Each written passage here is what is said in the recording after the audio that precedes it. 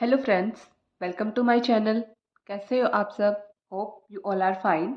Estate exam 2023 PGT chemistry के लिए हम प्रिपेयर कर रहे थे, जिसमें हमने स्टार्ट की थी 30 डे 30 कॉन्सेप्ट सीरीज़। अब तक 26 के अप्रॉक्स हम टॉपिक एक्सप्लेन कर चुके हैं। आज हम स्टार्ट करेंगे फिजिकल केमिस्ट्री का थर्मोकेमिस्ट्री एंड इक्विलिब्रिया से आए हुए प्रीवियस ईयर में क्वेश्चन। दो कॉन्सेप्ट हम एक साथ डिस्कस कर रहे हैं। तो देखो 2018 में हमारे आए हैं इससे दो क्वेश्चंस, 2019 में आए हैं दो क्वेश्चन, 2020 में आए हैं दो क्वेश्चन एंड 2021 में भी दो क्वेश्चन आए हैं और 22 में इस कॉन्सेप्ट से हमारे तीन क्वेश्चन आए हैं। कॉन्सेप्ट वाइज अलग अलग क्वेश्चन हमने छाट के यहाँ पे आपको बता दिए हैं, जो कि है हमारा सेट ए के बेसिस पे एनालिसिस। आगे हम देखते हैं इनका सॉल्यूशन। तो इक्विलिब्रियम कांस्टेंट से देखो हमारा ऑलमोस्ट हर साल एक क्वेश्चन आता है, बस 2019 में इस कॉन्सेप्ट से कोई भी क्वेश्चन हमारा नहीं आया। सो चैनल को लाइक शेयर एंड सब्सक्राइब ज़रूर करना। वीडियो को आगे बढ़ते हैं, हम करते हैं इनके सॉल्यूशंस। जैसे कि 2018 में इक्विलिब्रियम कांस्टेंट से हमारा क्वेश्चन आया है, क्वेश्चन नंबर 96। सो देखते हैं question. Equilibrium constant for the reaction H2 plus I2 convert हो रहा है 2HI में। इसके लिए हमें इक्विलिब्रियम कांस्टेंट दे दिया Kc। Then what will be the equilibrium constant for the reaction. Reaction coefficients को हाफ कर दिया, मतलब देखो पहले हमें जो रिएक्शन दिए हम वो लिख लेते हैं। H2 प्लस I2 हमारा कन्वर्ट हो रहा है 2HI गैस में। इक्विलिब्रियम कांस्टेंट है Kc। देन जो हमें सेकेंड रिएक्शन दिया है, जिसके लिए हमें इक्विलिब्रियम कांस्टेंट निकालना है, वो हमें दिया है half of H2 plus half of I2 convert हो रहे हैं हमारे HI में। यही हो रहा है ना कन्वर्जन। बाकी पूरे पूरे दोनों रिएक्टेंट साइड भी प्रोडक्ट साइड भी गैसियस मॉलिक्यूल्स ही गिवन है। हमें इसका इक्विलिब्रियम कांस्टेंट निकालना है Kc की टर्म्स में। ठीक है, अब हमें पता होना चाहिए जो हमारा इक्विलिब्रियम कांस्टेंट होता है, मान लो Kc ही है, वो क्या होता है? Concentration of product, sorry reactant नहीं, concentration of product divide by होता है कंसंट्रेशन ऑफ रिएक्टेंट टर्म्स। ठीक है, प्रोडक्ट की तरफ क्या है? हाइड्रोजन आयोडाइड, और इसके भाई रेज टू द पावर में चले जाते हैं कोफिशिएंट। जैसे कि मान लो एक मैं जर्नल रिएक्शन ले लेती हूँ, ए या बी मोल ऑफ बी हमारा कन्वर्ट हो रहा है इक्विलिब्रियम कंसंट्रेशन पे C mole of C and D mole of D में। तो मेरा इक्विलिब्रियम कांस्टेंट क्या होगा? प्रोडक्ट कंसंट्रेशन और raise to the power its coefficient. ऐसे ही एक और यहाँ पे प्रोडक्ट है D, D raise to the power small D. Coefficient जो है वो रेज टू द पावर में चले जाएंगे। ऐसे ही concentration of A raise to the power A हो जाएगा and concentration of B raise to the power B हो जाएगा। ठीक है, ये होता है हमारा इक्विलिब्रियम कांस्टेंट। तो हम यहाँ से निकालेंगे अपनी फर्स्ट इक्वेशन के लिए, ये इक्वेशन फर्स्ट, ये मेरी इक्वेशन सेकंड। फर्स्ट इक्वेशन के लिए जो मेरा Kc दिया हुआ है वो इस हिसाब से क्या होगा? HI raise to the power 2। ठीक है, then reactant divide by reactant concentration, H2 की कंसंट्रेशन एंड I2 की कंसंट्रेशन। इसको मैं दे दूं मेरा इक्वेशन नंबर 3। इसी तरीके से मैं अगर इस इक्वेशन के लिए निकालना चाहूँ, मान लो मैं इसको दे देती हूँ Kc डैश, नाम दे दिया मैंने इसको, तो मेरा Kc डैश क्या हो जाएगा? Concentration of product raise to the power its coefficient, coefficient 1 ही है, 1 लिखो ना लिखो फर्क नहीं पड़ता, राइट। और यहाँ पे क्या आ जाएगा? H2 raise to the power half and I2 raise to the power half. ये इक्वेशन 4। अब इक्वेशन थर्ड और इक्वेशन 4 में रिलेशन साफ दिख रहा होगा ना। अगर मैं यहाँ पे इसका स्क्वायर कर दूं तो ये क्या आ जाएगा? मेरा Kc आ जाएगा। मतलब मेरा Kc इक्वल होगा square of Kc dash, right. Kc dash की वैल्यू निकालनी है ना हमें, तो इक्विलिब्रियम कांस्टेंट इसके लिए निकालना है, तो Kc डैश क्या आ जाएगा? Square root of Kc। यही मेरा क्या है इसका करेक्ट आंसर। इजी था, कुछ भी हार्ड एंड फास्ट रूल नहीं लगेगा इसमें। सिंपल हमें ये पता होना चाहिए कि इक्विलिब्रियम कांस्टेंट हमारा होता क्या है, उसके बेसिस पे ही हमारा पूरा क्वेश्चन सॉल्व हो गया। और देखो भाई, पहली बात तो आप इसको ऐसे कंपेयर करके निकाल सकते हो। दूसरी बात, अगर ध्यान ना भी रहे तो डायरेक्ट ट्रिक, ट्रिक क्या कहती है? जिस भी नंबर से रिएक्शन को मल्टीप्लाई करेंगे, जैसे ये हमारी रिएक्शन थी ना, हमने इसको 1/2 से मल्टीप्लाई कर दिया, यहाँ पे 1/2 से, यहाँ पे 1/2 से, इसको 1/2 से किया तो 2 से 2 कैंसिल हो गए, 1 बच गया। पूरी फर्स्ट इक्वेशन को हमने 1/2 से मल्टीप्लाई किया है, तो जो हमारे इक्विलिब्रियम कांस्टेंट होगा उसकी पावर में वही टर्म चली जाएगी। 1/2 से मल्टीप्लाई किया ना, तो यहाँ पे भी इसका स्क्वायर रूट आ गया, मतलब केसी की मल्टीप्लाई हो गई, किस पावर में क्या चला गया, 1/2 से, राइट। यही ट्रिक है, मतलब जिस कॉफिशिएंट से हमने अपनी रिएक्शन को मल्टीप्लाई किया है, जैसे मैंने यहाँ पे फर्स्ट इक्वेशन को मल्टीप्लाई किया 1/2 से सॉरी, तो मेरी सेकंड इक्वेशन आ गई। इसी तरीके से जो ये रेट कांस्टेंट है, वो रेट कांस्टेंट की पावर में जिस टर्म से हमने मल्टीप्लाई किया है वो चली जाएगी। यही हुआ है ना, यहाँ पे रूट के सी बन गया है।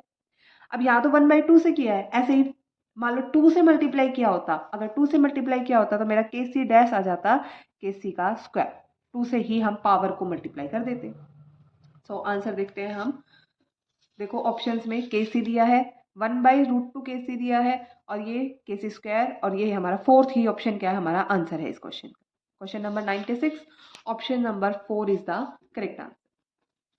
ठीक है, इसी तरीके से हमने बाकी सारे टॉपिक वाइज क्वेश्चन सॉल्व किए हुए हैं।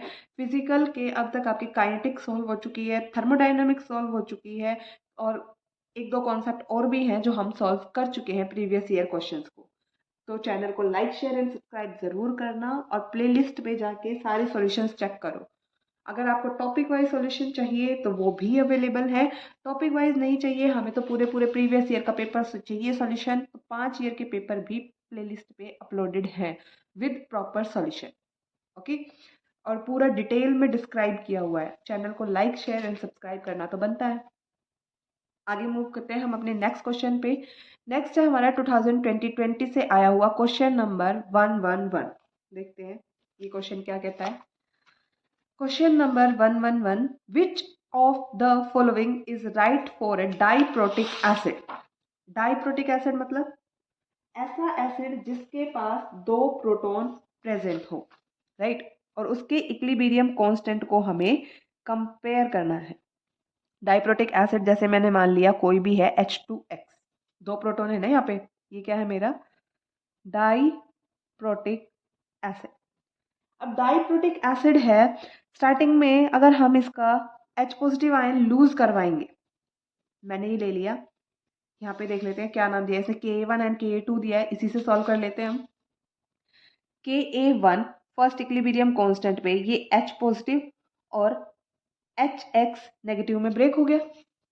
सेकेंड स्टेप में क्या होगा, जो हमारा HX नेगेटिव है वो एक प्रोटॉन और लूज कर लेता है, इस बार हमने इसका रेट कांस्टेंट ले लिया Ka2, और ये कन्वर्ट हो जाएगा H पॉजिटिव में और X2 नेगेटिव में। ठीक है, यहाँ तक कोई दिक्कत। एसिड का डिसोसिएशन कराया है हमने, 1 बाय 1 दोनों प्रोटॉन इसने लूज कर दिए। Ka1 मतलब एक प्रोटॉन लूज किया है, Ka2 में जो इसका एक और प्रोटॉन था इसने दूसरा भी इसने लूज कर दिया, और खुद किस में कन्वर्ट हो गया, X2 नेगेटिव में। इक्विलिब्रियम कांस्टेंट जो फर्स्ट है हमने ले लिया Ka1, सेकंड ले लिया हमने Ka2। तो इन दोनों के बीच में इसने रिलेशन पूछा है। देखो यहाँ पे H2X क्या है, न्यूट्रल स्पीसीज है ना, न्यूट्रल से ये H पॉजिटिव बाहर निकाल के कन्वर्ट हो रहा है किसमें, नेगेटिवली चार्ज स्पीसीज में।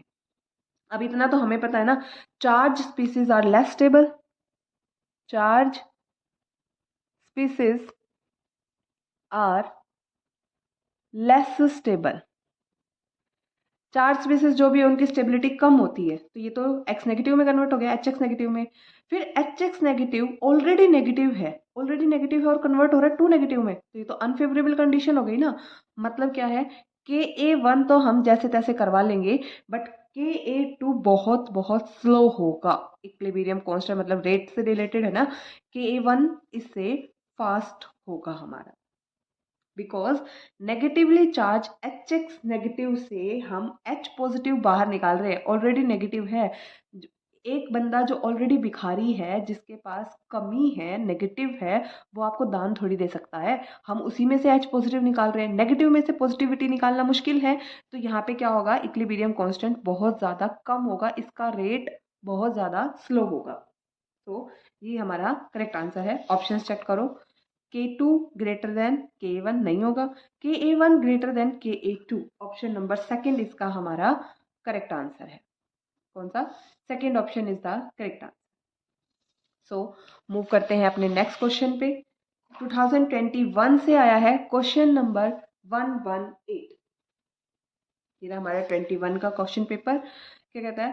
For the equilibrium 2NO plus Cl2 convert हो रहा है 2NoCl में, Kp और Kc के बीच में इसने फिर रिलेशनशिप पूछा है। देखो क्या सॉल्व करते हैं हम इसको। Question number 118। पहले तो रिएक्शन देखते हैं हमें क्या दी है। 2NO gas plus Cl2 gas equilibrium condition पे कन्वर्ट होके बना रहा है हमारा 2NoCl गैस, और हमसे Kp एंड Kc का रिलेशनशिप पूछा गया है। राइट? कैसे करेंगे अभी इस क्वेश्चन को? देखो, Kp और Kc के बीच में हमें पता होना चाहिए ऑलरेडी रिलेशनशिप क्या होती है हमारी। Kp equals to Kc RT raise to the power delta Ng, ये हमारा इसके बीच में रिलेशनशिप होता है। अब यहाँ पे ये वैल्यू पुट कर देंगे हम। तो पहले तो कैलकुलेट करते हैं डेल्टा Ng। डेल्टा Ng क्या है? डेल्टा Ng है हमारा Ng, G मतलब gas, number of mole of gas particles, gas off gas molecule, number of moles of gas in reactant side, product side, minus number of moles of gas in reactant side. तो gas के product molecule कितने हैं? 2। Product molecule है 2, और reactant side कितने हैं? 2 ये, 1 ये, -3, मतलब डेल्टा Ng मेरा क्या आ गया? -1। रख दो अब। Kp equals to Kc, R क्या है? Gas constant. और हमारे ऑप्शंस देखो, ऑप्शंस में हमें RT ऐसे ही दिया है, इसकी वैल्यू हमसे सॉल्व नहीं कराई है। सिर्फ यहाँ पे क्या था? डेल्टा Ng को सॉल्व करना था। Kc RT डेल्टा Ng मतलब रेज टू द पावर कितना आ जाएगा? -1। इसको खोल के लिखोगे तो क्या आ जाएगा? Kp Kc divide by RT, यही हमारे इन दोनों के बीच में रिलेशनशिप आएगा। आंसर देखो क्या है? Kp equal to Kc RT। Option number third हमारा इसका करेक्ट आंसर। 2021 में आया हुआ question number 118, option number third is the correct answer, जिसमें सिर्फ हमें एक तो ये फॉर्मूला पता होना चाहिए था और साथ में डेल्टा Ng की वैल्यू कैलकुलेट करनी आनी चाहिए थी। डेल्टा Ng क्या है? Change in number of moles of gaseous particles, जो कि क्या होता है? Gaseous particles in the product side minus gaseous particles in the reactant side. Okay, बाकी देखते हैं अगला क्वेश्चन। अगला है हमारा 2020 में आया हुआ क्वेश्चन नंबर 141। देखो 141 क्या कहता है? If the equilibrium constant for reaction, वही सेम रिएक्शन दे दी, देखो यही वाली H2 + I2 2HI गैस में कन्वर्ट हो रहा है। इक्विलिब्रियम कांस्टेंट है Kc, टेम्परेचर सेम है, बट इस बार इसने क्या किया? तब हमने मल्टीप्लाई किया था 1/2 से, अब इसने मल्टीप्लाई कर दिया रेज टू द पावर 2 से। तो यहाँ पे क्या हो जाएगा? ये वाला इक्वेशन हमारा इसका करेक्ट आंसर आ जाएगा, Kc² हो जाएगा। बाकी एक बार एक सोल्व भी कर लेते हैं हम, आपका डाउट भी क्लियर हो जाएगा अगर डाउट होगा तो। क्वेश्चन नंबर 141, इक्वेशन दी है हमें H2 gas plus I2 gas convert हो रही है हमारी 2HI गैस में।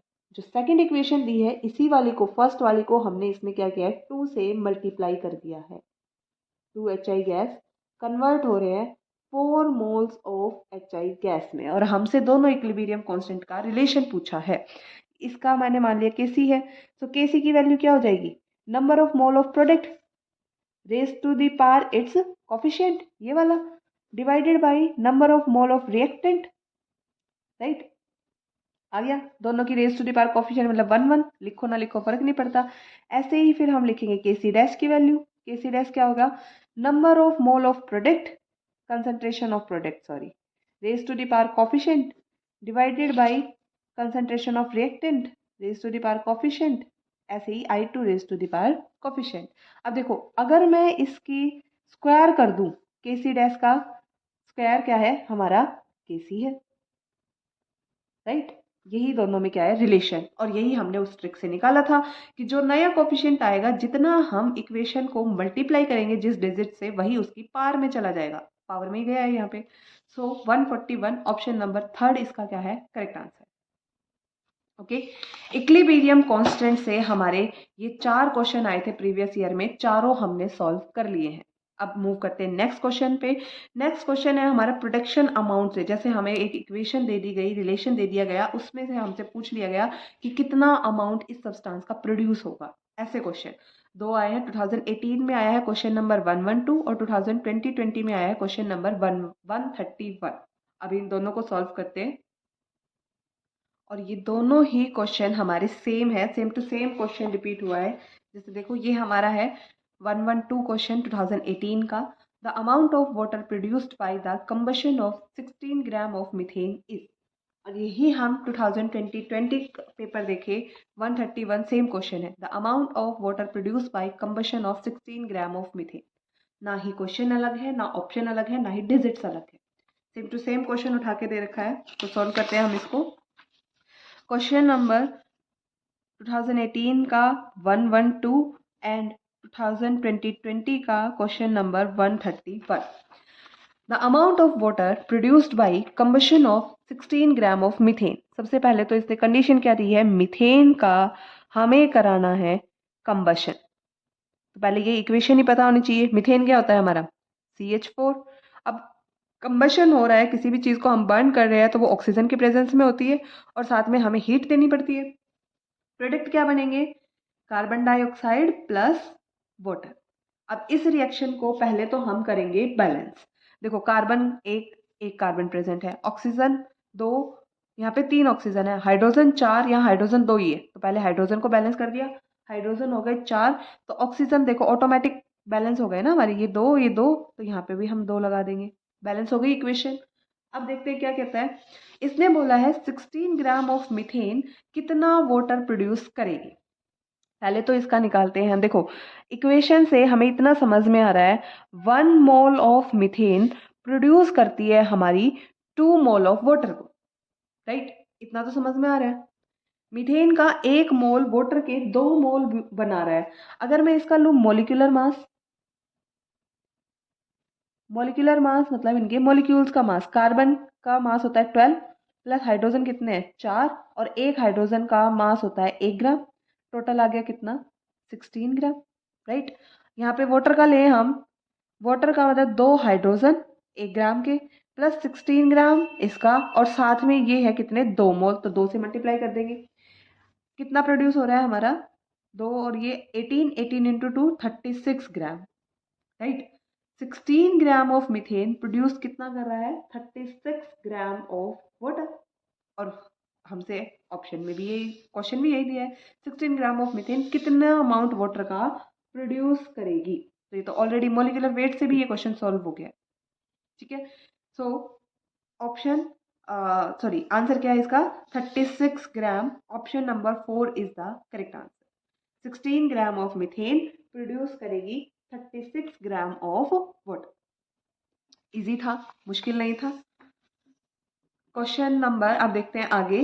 2018 में इस कॉन्सेप्ट से हमारे ये 2 ही क्वेश्चन आए थे, दोनों हमने सॉल्व कर लिए। 2018 का पेपर हम कर देते हैं साइड। अब चलते हैं 2019 पे। हमारा अगला कॉन्सेप्ट है एंथैल्पी से आए हुए क्वेश्चन। 2019 का question number 117। The enthalpy of neutralization of HCl by NH4OH at 25 degree Celsius will be। Enthalpy of neutralization पूछा है इसमें।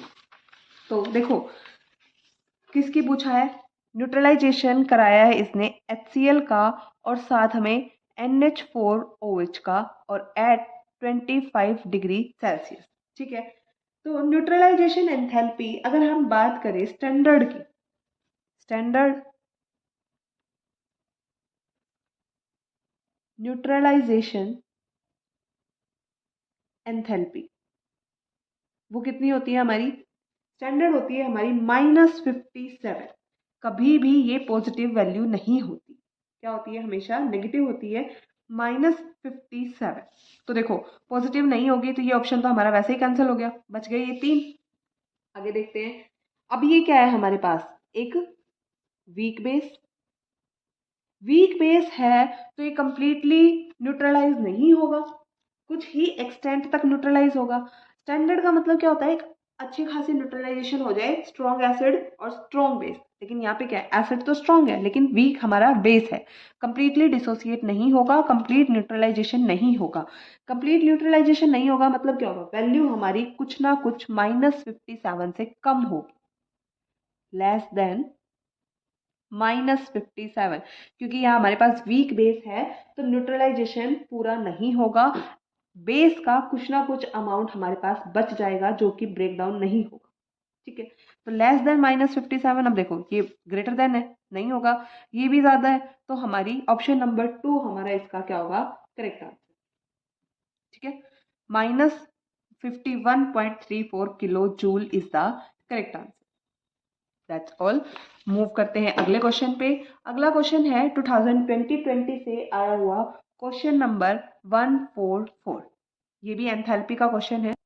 देखते हैं क्वेश्चन नंबर 144।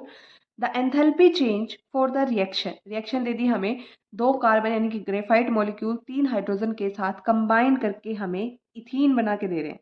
क्या देना बना रहे हैं, इथेन, मतलब क्या हो रहा है, single bond conversion, single bond बना रहे हैं ना, ethane C2H6, single single bond present होंगे। तो हमसे पूछा है किस टाइप की एंथैल्पी है। पहला option enthalpy of formation, second enthalpy of hydrogenation, then enthalpy of combustion, enthalpy of vaporisation.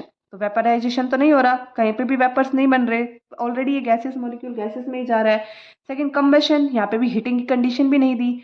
Hydrogenation सोच सकते हैं, हो सकता है, बट हाइड्रोजनेशन भी ये नहीं है, क्योंकि हाइड्रोजनेशन तब होती है जब हमारे पास अनसैचुरेशन प्रेजेंट हो, डबल बॉन्ड ट्रिपल बॉन्ड ये सब प्रेजेंट हो और फिर हाइड्रोजन अटैच हो। यहाँ पे तो कोई भी डबल ट्रिपल बॉन्ड प्रेजेंट है ही नहीं, तो ये क्या है हमारी enthalpy of formation. 144 option number 1 is the correct answer.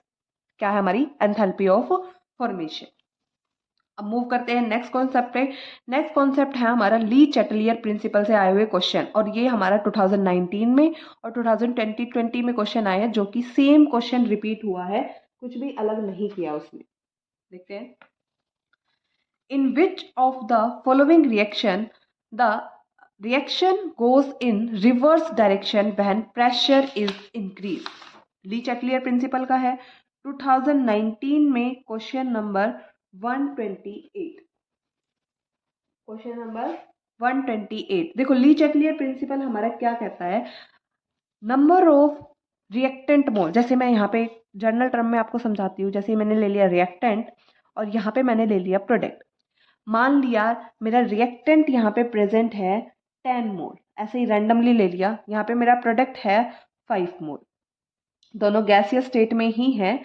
अगर मैं प्रेशर बढ़ाऊंगी तो कम से ज्यादा की तरफ जाएगी रिएक्शन, या ज्यादा से कम की तरफ, कम से ज्यादा या फिर ज्यादा से कम। जहां अमाउंट ज्यादा है, रिएक्टेंट के यहाँ पे मेरे पास 10 मोल है, प्रोडक्ट के मेरे पास 5 मोल है, अगर मैं प्रेशर अप्लाई करूंगी तो मेरा रिएक्टेंट से प्रोडक्ट में कन्वर्जन होगा ना। ऑन प्रेशर इंक्रीजिंग रिएक्शन कहाँ जाएगी, फॉरवर्ड डायरेक्शन में जाएगी। ठीक है, ऐसे ही मैंने शॉर्ट में लिख दिया, प्रेशर इंक्रीज करेंगे तो रिएक्शन हमारी फॉरवर्ड जाएगी, समझ जाओगे ना। अगर यहाँ पे कंडीशन ऐसी हो जाए, मान लो कुछ भी ले लो, रिएक्टेंट के मोल कम है 5 मोल और प्रोडक्ट के मोल है 10 मोल, अब मैं प्रेशर अप्लाई करूँ, प्रोडक्ट ज्यादा अमाउंट में ना, अगर अब मैं प्रेशर इंक्रीज करूंगी तो मेरा प्रोडक्ट कन्वर्ट होना स्टार्ट हो जाएगा रिएक्टेंट में, रिएक्शन जाएगी बैकवर्ड डायरेक्शन में। और अगर कुछ ऐसा हो जाए कि दोनों के मोल बराबर हो किसी कंडीशन पे, जैसे 5 मोल 5 मोल, अब मैं प्रेशर अप्लाई करूँ तो कर लो, जितना मर्जी प्रेशर अप्लाई कर लो, रिएक्शन नहीं होगी, कहीं भी शिफ्ट नहीं जाएगी, ना ही ये बैकवर्ड जाएगी ना ही फॉरवर्ड जाएगी, क्योंकि ये ऑलरेडी इक्विलिब्रियम एस्टेब्लिश हो चुका है। ठीक है, इजी सा है ये, बस मैंने आपको जनरल समझाने के लिए ये टर्म्स ली हैं, बाकी इनका हमारे न्यूमेरिकल से, हमारे क्वेश्चन से कोई लेना देना नहीं है। देखते हैं अभी क्या कहता है, in which of the following reaction the reaction goes in reverse direction when pressure is increase. तो इसने हमारे पास पहली रिएक्शन दी है हमें, H2 गैस हमारी I2 गैस के साथ कंबाइन करके बना रही है 2 मोल ऑफ HI गैस। पहले इसी को एनालाइज कर लेते हैं। यहाँ पे देखो दोनों गैसेस हैं, तो रिएक्टेंट साइड में टोटल कितने हैं, 2 मोल, और यहाँ पे भी कितने हैं 2 मोल ऑफ गैस प्रेजेंट है। तो ये रिएक्शन तो प्रेशर अप्लाई करने पे ना फॉरवर्ड जाएगी ना ही बैकवर्ड जाएगी, क्योंकि दोनों में नंबर ऑफ मोल्स सेम है। नेक्स्ट देखो सेकेंड रिएक्शन, सेकेंड ऑप्शन हमें क्या दिया है, ये वाला N2 gas plus 3H2 gas, N2 gas plus 3H2 gas combine करके बना रहा है हमारे पास 2 मोल ऑफ अमोनिया, मतलब 2NH3 गैस मोल बना रहा है। यहाँ पे भी कितना है, रिएक्टेंट साइड 1 मोल N2 3, ये तो टोटल कितने हैं 4 मोल, और यहाँ पे बन रहे हैं 2 मोल। प्रेशर अप्लाई करेंगे तो कम, ज़्यादा से कम की तरफ जाएगा, मतलब ये जाएगी हमारी फॉरवर्ड में। बट हमसे इसमें पूछा है रिवर्स डायरेक्शन में, मतलब बैकवर्ड कौन सी जाएगी, तो ये भी नहीं है आंसर। थर्ड देखते हैं, थर्ड क्या है, carbon solid plus CO2 gas, यही है ना, carbon solid plus CO2 gas हमारा कन्वर्ट हो रहा है किसमें, 2CO गैस में। अब रिएक्टेंट साइड मोल देखो, सॉलिड का हम नहीं लेंगे क्योंकि प्रेशर तो सिर्फ हमारी गैसेस का होता है, सॉलिड का नेग्लिजिबल प्रेशर होता है जो कि हम काउंट नहीं करते, वेरी वेरी लेस अमाउंट में। तो यहाँ पे 1 मोल प्रेजेंट है, और यहाँ पे कितने हैं प्रोडक्ट साइड में 2 मोल, ज़्यादा से कम की तरफ जाएगी। तो ये रिएक्शन प्रेशर अप्लाई करने पे जाएगी बैकवर्ड डायरेक्शन में, और यही हमारा है इस क्वेश्चन का correct answer. Option number third is the correct answer. बाकी अगर फोर्थ भी देखना चाहो तो कार्बन मोनोऑक्साइड गैस, ये भी गैस, इस साइड कितने गए 4 मोल, इधर देखोगे तो 1 एंड 1 2 मोल, ज़्यादा से कम की तरफ जाएगी, मतलब फॉरवर्ड में जाएगी ये reaction. Question number 128, option number third ही हमारा इसका करेक्ट आंसर है। और यही का यही सेम क्वेश्चन हमारा 2020 में रिपीट हुआ है। मूव करते हैं नेक्स्ट क्वेश्चन पे। नेक्स्ट है हमारा लास्ट क्वेश्चन, थर्मोकेमिस्ट्री एंड इक्लिबीरिया से हमारा लास्ट क्वेश्चन जो बचता है, हीट ऑफ हाइड्रोजनेशन से आया हुआ क्वेश्चन 2021 में, क्वेश्चन नंबर 120। अभी इसको देखते हैं हम। देखो क्या कह रहा है question number 120, the enthalpy of combustion of cyclohexene and would and sorry H2 मतलब हाइड्रोजन, इन्होंने एंथैल्पी ऑफ कंबशन हमें दे दी है, और हमसे पूछा क्या है, the heat of hydrogenation of cyclohexene, मतलब हमें इसने साइक्लोहेक्सीन दी है। साइक्लोहेक्सीन का मतलब क्या है, 6 member ring with double bond, वो H2 के साथ रिएक्ट कर रही है, कंबशन करके वो कन्वर्जन हो रहा है हमारा साइक्लोहेक्सेन में। ये हमारी साइक्लोहेक्सीन और ये हमारा साइक्लोहेक्सेन, जिसके साथ हमें दिया है एंथैल्पी ऑफ कंबशन। लिख लेते हैं हम इसकी सारी, एंथैल्पी ऑफ कंबशन हमें दिया है, देखो साइक्लोहेक्सेन का दिया है -39 सॉरी, और साइक्लोहेक्सीन का है -3800, और हाइड्रोजन की वैल्यू है -241, और यूनिट सबकी सेम है किलो जूल मोल इनवर्स। ठीक है, और हमसे पूछी है heat of hydrogenation of cyclohexene, enthalpy का डाटा देके हीट ऑफ हाइड्रोजनेशन हमसे पूछ ली। क्या होती है heat of hydrogenation, heat of hydrogenation हो जाएगी हमारी डेल्टा H के बराबर। डेल्टा H कैसे निकलेगा, एंथैल्पी, एंथैल्पी जो कि है हमारी रिएक्टेंट की, माइनस हो जाएगी हमारी एंथैल्पी ऑफ प्रोडक्ट की। ध्यान रखना यहाँ पे रिएक्टेंट पहले आता है, प्रोडक्ट बाद में आता है। यूजुअली जब हम डेल्टा H निकालते हैं तो हमारे प्रोडक्ट पहले आता है, बट इसमें रिवर्स है, रिएक्टेंट पहले आएगा, प्रोडक्ट बाद में आएगा। तो रिएक्टेंट हमारे कितने हैं, 2, मतलब -3800, और ये प्लस माइनस ऑफ 241, ये हमारे reactant, minus enthalpy of product मतलब माइनस और -3920। ओके, सॉल्व कर लो। यहाँ पे इसको खोलोगे तो -3800 -241, अब ये माइनस माइनस क्या हो जाएंगे, +3920। अब इसको कैलकुलेट कर लो, सॉल्व करो, क्या आ जाएगा, 4041 माइनस का और ये प्लस का 3920, वैल्यू हो जाएगी माइनस का 212 किलो जूल पर मोल। मतलब हमारा ऑप्शन नंबर 1 इसका क्या होगा, करेक्ट आंसर होगा। That's all for today. बाकी के क्वेश्चन और कॉन्सेप्ट हम नेक्स्ट वीडियो में ज़रूर डिस्कस करेंगे। चैनल को लाइक शेयर एंड सब्सक्राइब ज़रूर करना। 30 डे 30 कॉन्सेप्ट सीरीज जो अपने चैनल पे चल रही है, आपकी एस्टेट में पूरी मदद करेगी वो। उसमें टॉपिक वाइज सारे क्वेश्चन पेपर्स के सॉल्यूशन अवेलेबल है। आपको अलग से क्वेश्चन छांटने की मेहनत नहीं करनी पड़ेगी, बस चैनल पे जाके प्लेलिस्ट चेक करो और चैनल को लाइक शेयर एंड सब्सक्राइब ज़रूर करना। उस सीरीज़ में अब तक हमने अपने मिसलिनियस टॉपिक्स से आए हुए क्वेश्चन जैसे पॉलीमर है, environmental chemistry, metallurgy, everyday life की केमिस्ट्री, सारे टॉपिक हमने कवर कर लिए हैं। साथ में इनऑर्गेनिक केमिस्ट्री से आए हुए S block, P block, D block, F block, atomic structure, coordination chemistry, सारी इनऑर्गेनिक हमने उसमें कवर कर ली है। केमिकल बॉन्डिंग वगैरह सारे कॉन्सेप्ट उसमें कवर हो गए हैं। साथ में आपकी ऑर्गेनिक जैसे stereo, GOC, reaction mechanism, reaction intermediate, name reaction, pericyclic, सारे क्वेश्चन हो गए हैं टॉपिक वाइज। आपको क्वेश्चन पेपर एनालाइज करने में भी कोई दिक्कत नहीं होगी। और फिजिकल हमारी अभी चल ही रही है, जो कि हमारे 2 या 3 दिन में हमारी कंप्लीट हो जाएगी ये सीरीज। Thank you. चैनल को लाइक शेयर एंड सब्सक्राइब ज़रूर करना।